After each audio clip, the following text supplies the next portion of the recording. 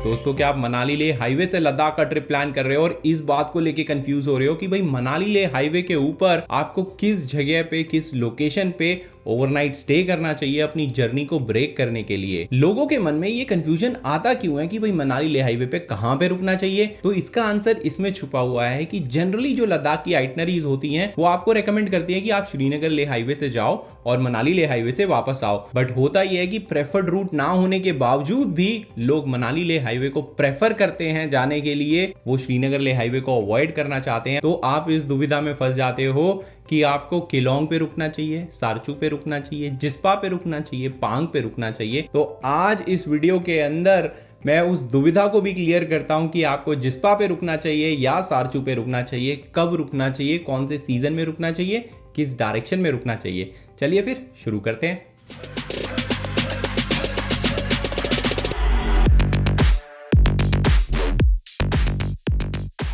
Hello, नमस्ते और जुले। अगर आप इस चैनल पे नए हैं तो मेरा नाम धीरज है और मैं आप सभी की जो हिमालयन ट्रिप्स है उनको यादगार और सेफ बनाने में आपकी हेल्प करता हूं। तो देखो दोस्तों, एक्लेमेटाइजेशन जो है बहुत ही इंपॉर्टेंट फैक्टर है जब भी आप लद्दाख का ट्रिप प्लान करते हो। एक सक्सेसफुली अगर आपको लद्दाख का ट्रिप प्लान करना है तो आपको AMS का ध्यान रखना बहुत जरूरी है। AMS का मतलब होता है एक्यूट माउंटेन सिकनेस, और एक्लेमेटाइजेशन जो होता है वो बॉडी को जब आप अडॉप्ट करते हो हाई ऑल्टीट्यूड पे ट्रैवल करने के लिए, उसको टाइम देते हो, समय देते हो, धीरे धीरे ऑल्टीट्यूड को इंक्रीज करते हुए बॉडी अडॉप्ट हो जाती है हाई ऑल्टीट्यूड के लिए। तो जो AMS एक्यूट माउंटेन सिकनेस है उसके सिम्टम्स जो हैं वो कम हो जाते हैं। अब ये मैं बार बार रिपीट करता हूं, वो इसलिए रिपीट करता हूं क्योंकि इतना रिपीट करने के बाद भी बहुत सारे लोग एक्लेमेटाइजेशन को साइड में रखते हैं, AMS का ध्यान नहीं देते हैं, और होता ये है कि उन सारे लोगों को परेशानियां होती हैं, दिक्कत आती हैं, कभी कभी जान का खतरा भी हो जाता है। ये सारी इंफॉर्मेशन जो है, ये सारी चेतावनी जो है आपको डराने के लिए नहीं दी जाती है, आपको ये बताने के लिए दी जाती है कि लद्दाख एक ऐसी जगह नहीं है जहां पे बिना प्लानिंग के, बिना सोचे समझे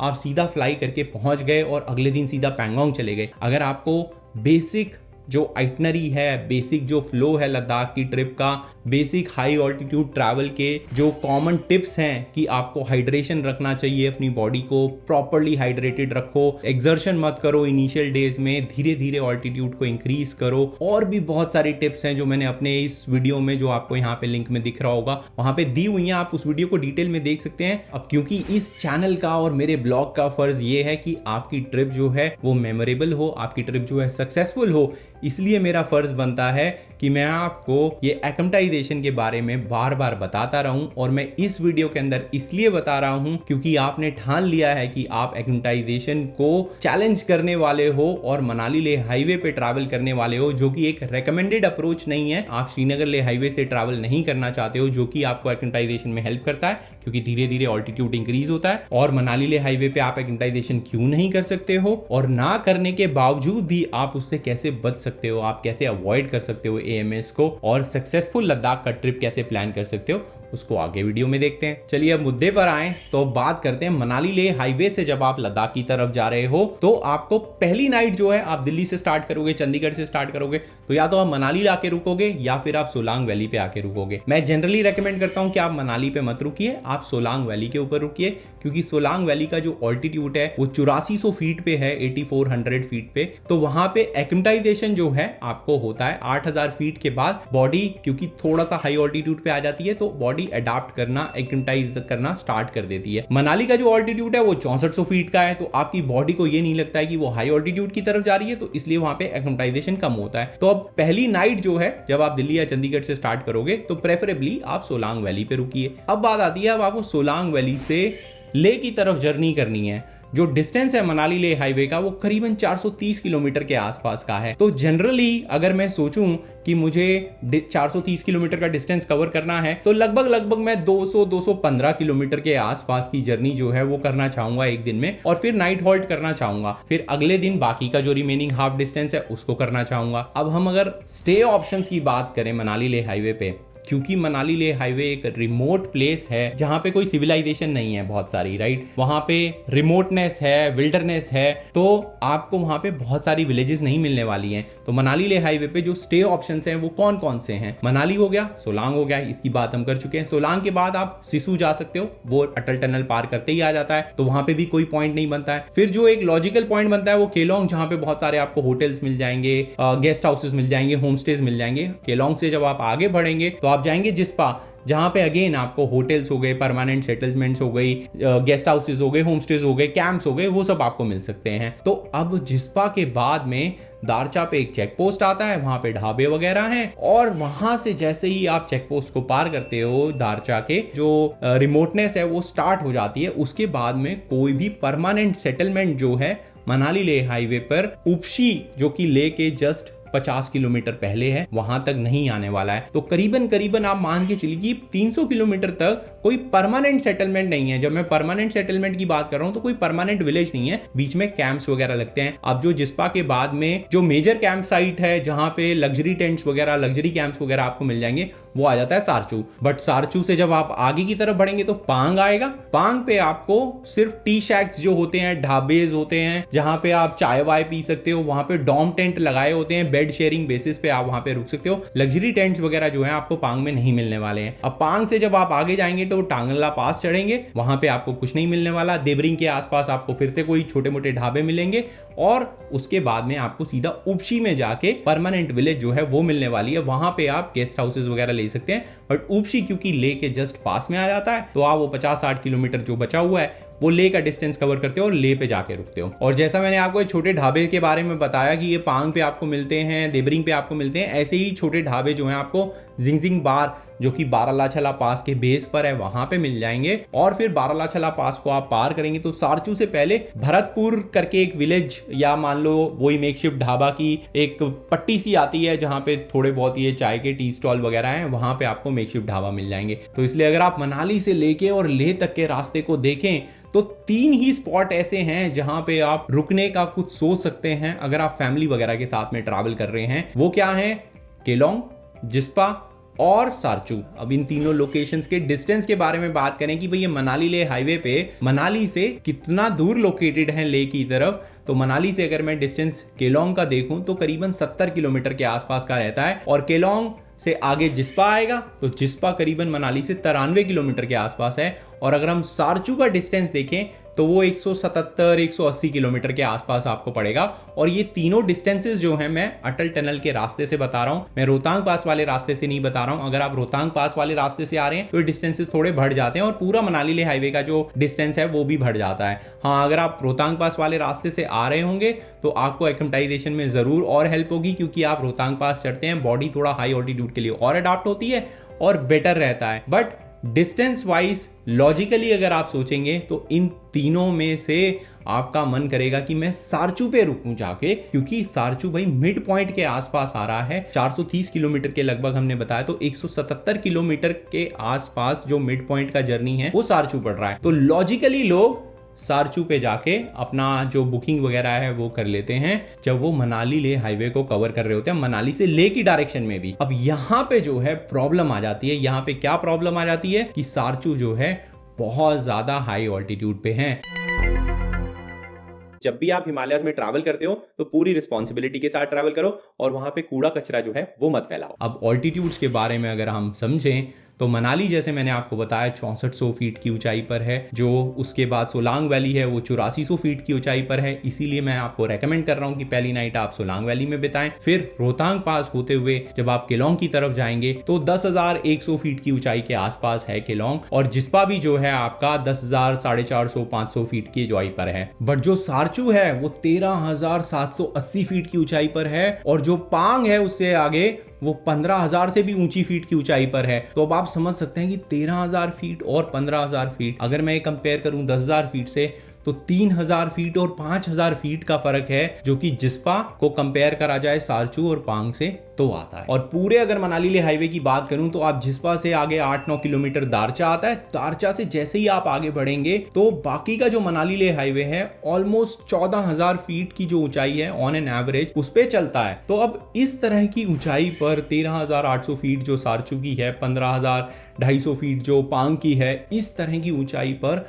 आप कभी भी एक्लिमेटाइज नहीं कर सकते हो सिर्फ और सिर्फ एक नाइट जो है सोलांग वैली में बिताने के बाद में या मनाली में बिताने के बाद में। क्योंकि जो एक्लिमेटाइजेशन के प्रिंसिपल्स हैं, अगर आपने मेरा वीडियो देखा है कि एक्लिमेटाइजेशन के टिप्स क्या हैं, एक्लिमेटाइजेशन होता क्या है, हाई ऑल्टीट्यूड क्या होते हैं, अगर नहीं देखा है तो उस वीडियो को यहाँ पे जरूर देख लीजिए, लिंक आ रहा है, इस पे क्लिक करिए। बहुत सारे टिप्स आपको एक्लिमेटाइजेशन और AMS से रिलेटेड मिल जाएंगे इस वीडियो के अंदर। 10,000 फीट के बाद में जनरली ये रिकमेंडेड होता है कि भाई एक नाइट आपको हर 1000 फीट पे बितानी है और फिर 3000 फीट होने के बाद में 2 नाइट बितानी है। तो दैट मीन्स कि अगर आप 10,000 फीट पे पहली नाइट बिता रहे हो, 11 पे दूसरी बिताओगे, 12 पे तीसरी बिताओगे और 13,000 फीट पे आपको 2 नाइट बितानी है ताकि आप 14,000 फीट पे जा पाओ। बट हम क्या कर रहे हैं, हम तो 14,000 फीट पे कॉन्स्टेंटली चल रहे हैं और हम सीधा 8,400 पे बैठे हुए हैं जो कि सोलांग वैली का है। मैं मनाली की अभी बात नहीं कर रहा हूं, मैं सोलांग वैली की बात कर रहा हूं। सोलांग वैली पे जो नाइट आपने बिताई वो 8400 फीट पे बिताई और वहां से अगर आप सीधा सारचू पे चले जाओगे जो कि 13,780 फीट की ऊंचाई पर है तो आपको AMS जो है वो ऑलमोस्ट सर्टेन है कि होएगा ही होएगा। कुछ लोगों को जैसा मैं बोल रहा हूं कि माइल्ड सिम्टम्स आते हैं, सरदर्द वगैरह रहता है, रात में नींद नहीं आती,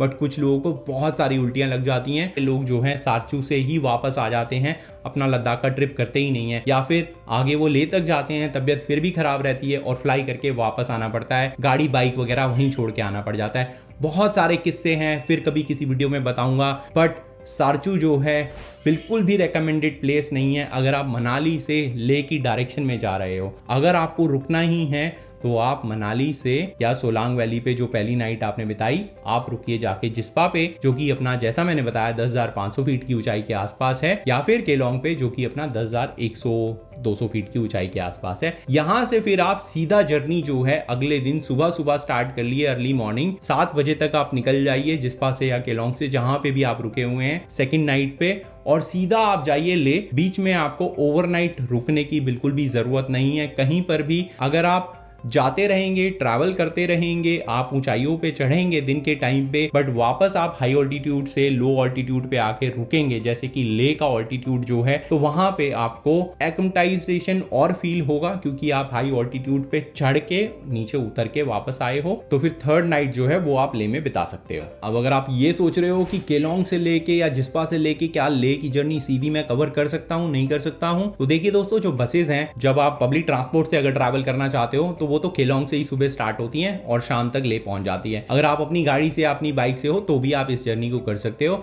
मनाली ले हाईवे की जो रोड कंडीशंस हैं, अगर मैं 10 साल 15 साल पहले चला जाऊं, जब मैंने पहली बार करा था 15 साल पहले, उससे लेके आज तक बहुत ज्यादा इंप्रूव हो चुकी हैं। ऑल्दो इस सीजन 2024 की अगर मैं बात करूं तो जो सारचू और पांग के बीच का 80 किलोमीटर के आसपास का रास्ता है वो अंडर कंस्ट्रक्शन है, टूटा फूटा है, वहां पे काम चल रहा है। बट जो बाकी की रोड कंडीशंस है काफी अच्छी खासी बनी हुई है। पासिस के आसपास ही आपको थोड़ा बहुत टूटा मिलता है, और ये जो मनाली और पांग के बीच में भी जो मैं रास्ता बोल रहा हूँ टूटा हुआ, ये इतना भी बेकार नहीं है जितना 15 साल पहले हुआ करता था, जब वाटर क्रॉसिंग्स वगैरह भी हुआ करती थी रोड के ऊपर। उनको पार करना अपने आप में चैलेंज होता था। तब भी लोग जो है जिस्पा से लेके ले तक की जर्नी करते थे, जिनको मनाली से ले की डायरेक्शन में ट्रैवल करना होता था। तो आप कर तो सकते हो, पॉसिबल है। जैसा मैं आपको बता रहा हूं कि आप सुबह थोड़ा जल्दी निकलिएगा, 7 बजे तक आप जिस्पा या केलोंग से निकल जाइएगा ताकि आप शाम तक जो है ले तक पहुंच जाएं। ये जो बीच का खराब रोड है मे बी 2024 में है, 2025 तक इसको और इंप्रूव कर दिया जाएगा और 26-27 तक तो मैं मान के चल रहा हूँ फुल मेटल डी हो जाएगा,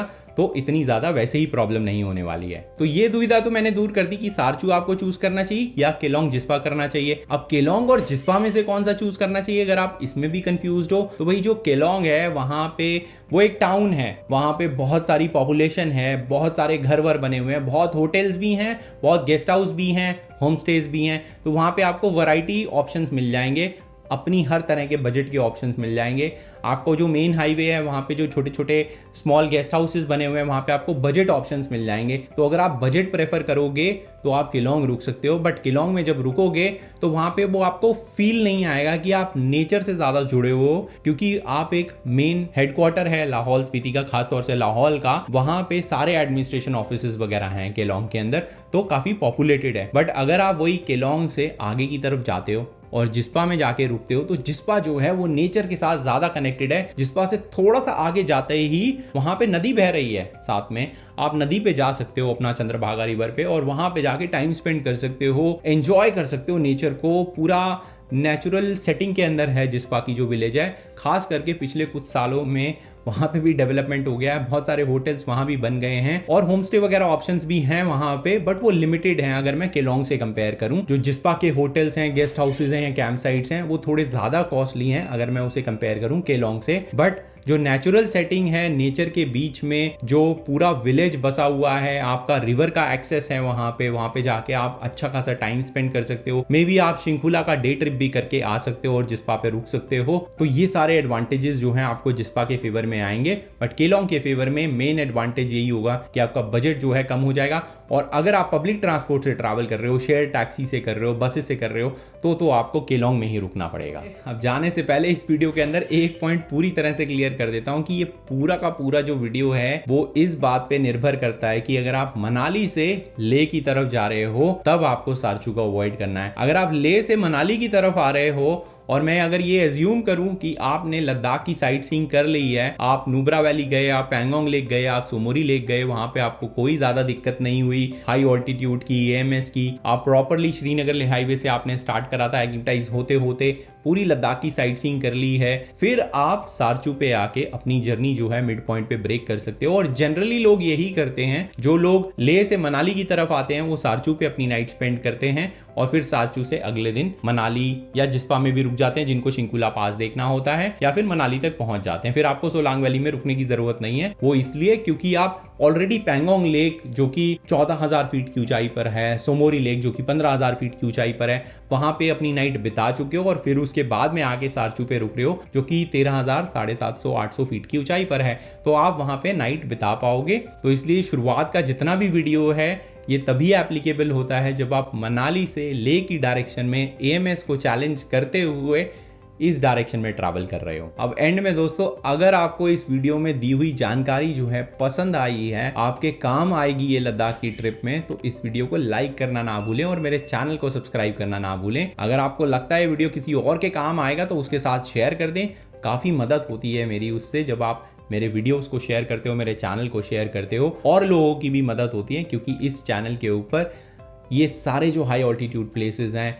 इन पे ट्रैवल करने की बहुत ही प्रैक्टिकल टिप्स हैं जो उन ट्रिप्स को सेफ बनाती है। अगर आपका कोई क्वेश्चन है तो नीचे कमेंट सेक्शन है, वहाँ पे अपना क्वेश्चन डालिए और मैं आपकी हेल्प जो है जल्द से जल्द करने की कोशिश करूँगा। तब तक के लिए दोस्तों, जुले और हिमालय जो है उनको क्लीन रखने में अपना पार्ट ज़रूर प्ले करें।